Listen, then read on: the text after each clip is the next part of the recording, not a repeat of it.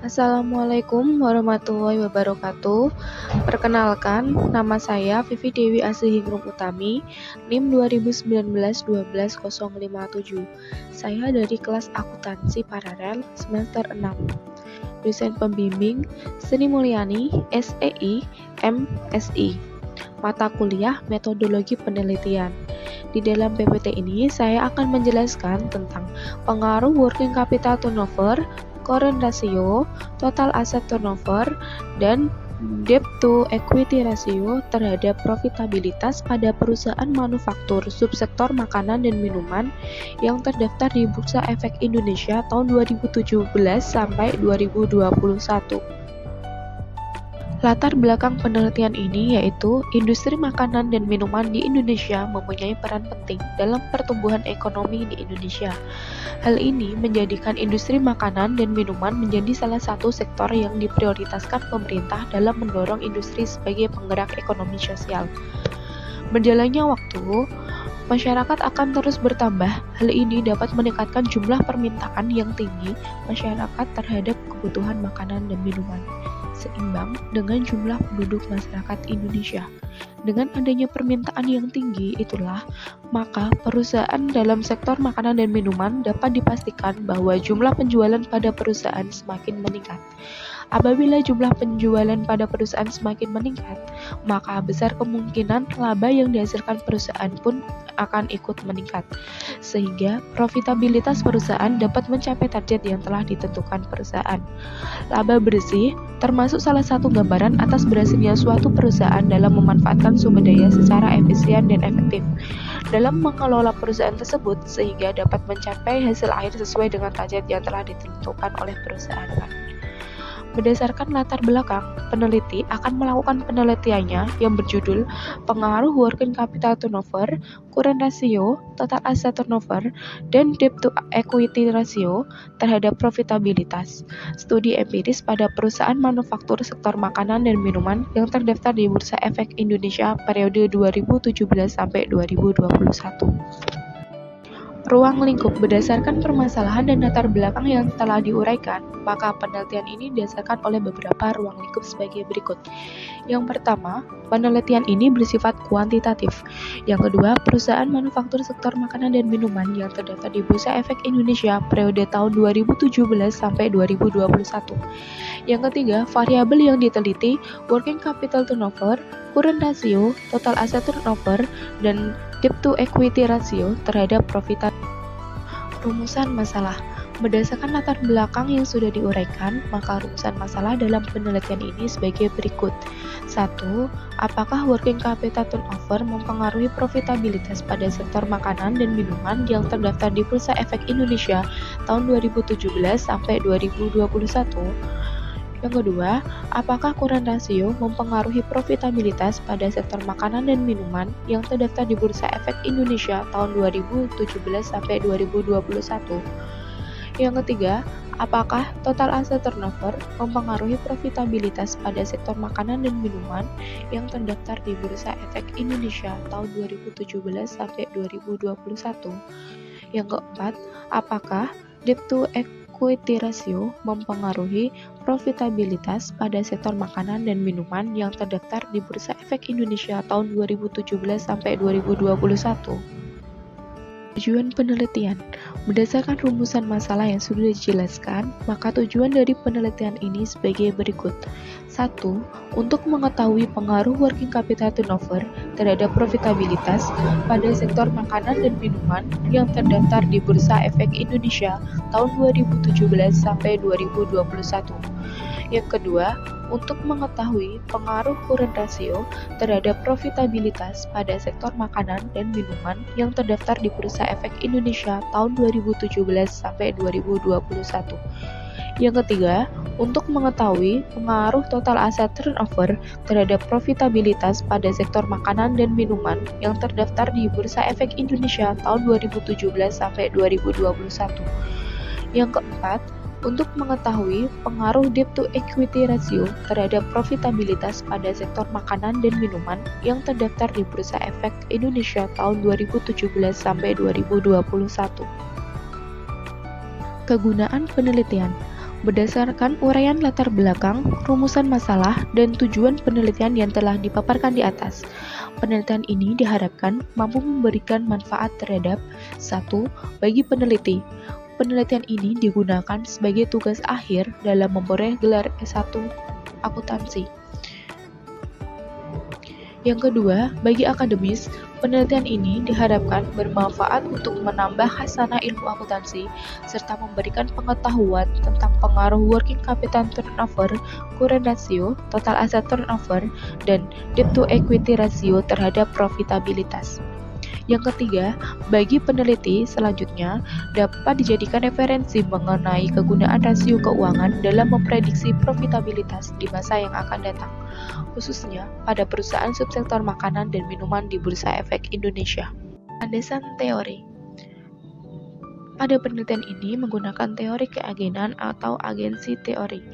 Menurut Jensen dan McLean 1976, hubungan keagenan adalah sebuah kontrak di mana satu orang atau lebih menyuruh orang lain untuk menjalankan perusahaan atas nama prinsipal dan mendelegasikan sebagian wewenang pengambilan keputusan pada agen tersebut.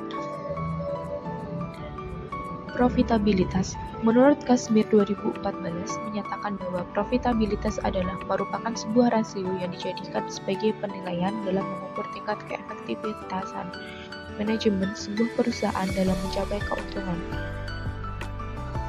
Kemudian ada working capital turnover. Menurut Kashmir 2014 menyatakan bahwa rasio perputaran modal kerja, working capital turnover ratio, adalah salah satu rasio yang digunakan untuk mengukur serta menilai beberapa efektif modal kerja sebagai perusahaan selama periode tertentu. Current ratio. Menurut Kashmir 2014 menyatakan bahwa rasio lancar atau current ratio adalah suatu rasio yang digunakan untuk mengukur sejauh mana tingkat kesanggupan sebuah perusahaan untuk membayar kewajiban jangka pendeknya atau utang yang segera jatuh tempo pada saat ditagih keseluruhan. Kemudian ada total asset turnover. Menurut Kashmir 2014 menyatakan bahwa rasio perputaran total aset atau total asset turnover ratio adalah sebuah rasio yang digunakan untuk mengukur seberapa besar perputaran keseluruhan aktiva yang dimiliki perusahaan dan mengukur seberapa besar jumlah penjualan yang dihasilkan dari tiap rupiah aktiva yang dimiliki. Kemudian ada debt to equity ratio. Menurut Sawi 2009, debt to equity ratio adalah rasio yang menggambarkan perbandingan utang dan ekuitas dalam pendanaan perusahaan dan menunjukkan kemampuan modal sendiri perusahaan tersebut untuk memenuhi keseluruhan kewajibannya. Berdasarkan artikel nasional, yang pertama dengan nama peneliti Melia Tri Utami dan Gus Ganda Surya. Variabelnya yaitu Y. Profitabilitas, S1 working capital turnover, X2 current ratio, X3 total asset turnover. Dengan alat analisis regresi linear berganda. Hasil pada penelitian ini yaitu variabel X1 berpengaruh negatif terhadap variabel Y, variabel X2 tidak berpengaruh terhadap variabel Y, variabel X3 berpengaruh positif terhadap variabel D. Kemudian yang kedua nama peneliti yaitu Nani Puji Lestari, Dian Purwandari, Thomas Nadiak. Pada variabel ini variabel Y yaitu profitabilitas, variabel X1 yaitu current ratio, X2 debt to equity ratio, X3 ukuran perusahaan. Dengan alat analisis regresi berganda. Hasil penelitian yaitu variabel X1 berpengaruh positif terhadap variabel Y, variabel X2 berpengaruh positif terhadap variabel Y, variabel X3 tidak berpengaruh terhadap Y. Dengan nama peneliti Eliasa, Francisca, dan Indra Wijaja. Dengan variabel Y profitabilitas, variabel S1 leverage, variabel X2 likuiditas, variabel X3 pertumbuhan penjualan, variabel X4 yaitu ukuran perusahaan. Alat analisis yang digunakan yaitu analisis regresi berganda.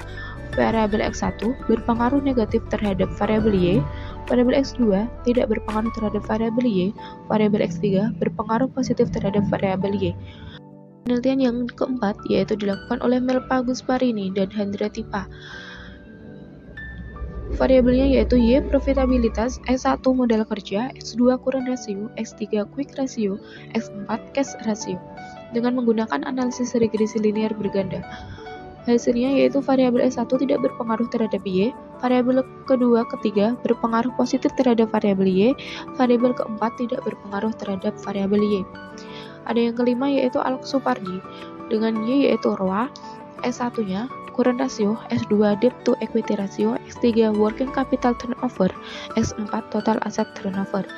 Dengan analisis regresi linear berganda, dengan hasil variabel S1 dan S4 berpengaruh positif terhadap variabel Y, X2 dan X3 tidak berpengaruh terhadap variabel Y. Hubungan antara working capital turnover, current ratio, total asset turnover, dan debt to equity ratio terhadap profitabilitas berdasarkan kajian teori dan hasil penelitian terdahulu dapat digambarkan dengan kerangka konseptual sebagai berikut. WCT sebagai variabel pertama dan CR sebagai variabel X kedua, TATO sebagai variabel X ketiga, DER sebagai variabel X keempat berpengaruh terhadap ROA sebagai variabel Y. Perumusan hipotesis. Hubungan working capital turnover terhadap profitabilitas. Working capital turnover sangat mempunyai pengaruh terhadap kemampuan mendapatkan laba atau memperoleh profitabilitas perusahaan. Karena semakin tinggi modal kerja yang telah dikeluarkan oleh perusahaan, berarti semakin tinggi pula profitabilitas yang harus didapatkan. Menurut Utami dan Surya 2021, dalam penelitiannya membuktikan bahwa working capital turnover berpengaruh negatif signifikan terhadap return on asset. Sedangkan menurut Supardi 2017, dalam penelitiannya membuktikan bahwa working capital turnover tidak berpengaruh signifikan terhadap return on asset. Berdasarkan keterangannya di atas, maka diajukan sebuah hipotesis yaitu working capital turnover berpengaruh terhadap return on asset. Hubungan current ratio terhadap profitabilitas. Current ratio akan berpengaruh positif terhadap profitabilitas jika current ratio tinggi. Hal ini menunjukkan bahwa perusahaan dapat memenuhi kewajiban atau hutang lancarnya. Dengan perusahaan dapat membayar kewajiban, berarti perusahaan memiliki kinerja yang baik. Menurut Mehdi Yustiani 2016 dan Angelina dan Lim 2020, current ratio berpengaruh positif signifikan terhadap return on asset. Berdasarkan keterangan di atas, maka diajukan sebuah hipotesis yaitu H2, current ratio berpengaruh terhadap return on asset. Hubungan total asset turnover terhadap profitabilitas. Total asset turnover dapat berpengaruh positif terhadap profitabilitas dikarenakan total turnover yang semakin tinggi menunjukkan bahwa perusahaan berhasil mengelola aset yang dimilikinya secara efisien dan efektif. Hal ini akan berpengaruh baik terhadap meningkatkan kepercayaan kreditor pada kinerja kelangsungan operasional perusahaan. Menurut penelitian terdahulu, Utami dan Surya 2021 dan Wikardi dan Wiyani 2017, total asset turnover atau TATO berpengaruh positif signifikan terhadap profitabilitas atau return on asset. Berdasarkan keterangan di atas, diajukan sebuah hipotesis yaitu H3, total asset turnover hubungan debt to equity ratio terhadap profitabilitas. Debt to equity ratio atau biasa disebut DER menggambarkan seberapa besar utang dapat membiayai perusahaan dibandingkan dengan modal perusahaan itu sendiri. Menurut penelitian terdahulu, Nanik Puji Lestari, Dian Purwandi 2019, debt to equity ratio berpengaruh terhadap return on asset. Hal ini selaras dengan penelitian yang dilakukan oleh Nina 2019. Berdasarkan keterangan di atas, diajukan sebuah hipotesis yaitu debt to equity ratio berpengaruh terhadap return on asset. Metodologi penelitian. Jenis data yang digunakan dalam penelitian ini adalah data kuantitatif. Sumber data yang digunakan dalam penelitian adalah data sekunder. Definisi operasional. Return on asset atau ROA dengan rumus laba bersih dibagi dengan total aset. Working capital turnover atau WCT dengan rumus penjualan dibagi aktiva lancar dikurangi hutang lancar. Current ratio atau CR sama dengan aktiva lancar dibagi dengan hutang lancar. Total asset turnover atau TATO dengan rumus penjualan dibagi dengan total aset. Kemudian ada debt to equity ratio atau DER dengan rumus total utang dibagi dengan total ekuitas. Jenis dan sumber data. Jenis data yang digunakan pada penelitian ini adalah data sekunder. Data yang digunakan bersumber dari laporan keuangan tahunan perusahaan manufaktur dalam sektor makanan dan minuman yang terdaftar di Bursa Efek Indonesia (BEI) periode 2017 sampai 2021 dalam situs resmi BEI yaitu www.idx.co.id. Populasi dan sampel pada penelitian ini yaitu populasi adalah wilayah generasi yang terdiri atas subjek atau objek dengan kualitas dan karakteristik tertentu yang ditetapkan oleh peneliti untuk dipelajari dan kemudian ditarik kesimpulan. Adapun populasi dalam penelitian ini yaitu peneliti menggunakan perusahaan manufaktur subsektor makanan dan minuman yang terdaftar di Bursa Efek Indonesia atau BEI pada periode 2017 sampai 2021. Kemudian ada sampel pada penelitian ini yaitu sampel adalah bagian populasi yang digunakan untuk memperkirakan karakteristik populasi. Metode pengambilan sampel yang dilakukan peneliti pada penelitian ini yaitu dengan menggunakan metode proporsive sampling, di mana pada metode ini merupakan penentu atas sampel dan populasi berdasarkan pada kriteria. Pengumpulan data. Ada analisis statistik deskriptif. Analisis statistik deskriptif merupakan pengolahan data yang berfungsi untuk mendeskripsikan atau memberikan gambaran terhadap objek yang diteliti melalui data sampel atau populasi. Pada pengujian ini dilakukan guna untuk mempermudah dalam memahami variabel-variabel yang digunakan pada saat penelitian. Pada pengolahan data, dalam penelitian ini dilakukan dengan menggunakan program SPSS atau Statistical Product and Service Solution yang digunakan untuk mengetahui hubungan antara variabel independen X dan variabel dependen Y. Kemudian ada analisis data. Metode analisis data yang digunakan pada penelitian ini adalah menggunakan metode analisis regresi linear berganda. Regresi linear berganda digunakan untuk mengetahui besarnya arah koefisiensi atau hubungan antara variabel dependen Y dengan variabel independen X, di mana untuk mengetahui pengaruh working capital turnover, current ratio, total asset turnover, dan debt to equity ratio terhadap profitabilitas. Pada model analisis regresi linear berganda ini dianggap sebagai model analisis yang memiliki ketepatan dan konsisten apabila terlebih dahulu melakukan uji asumsi klasik sebelum melakukan pengujian hipotesis. Berikut merupakan PPT yang telah saya buat untuk melengkapi tugas UAS metode penelitian. Kurang lebihnya saya mohon maaf. Wassalamualaikum warahmatullahi wabarakatuh.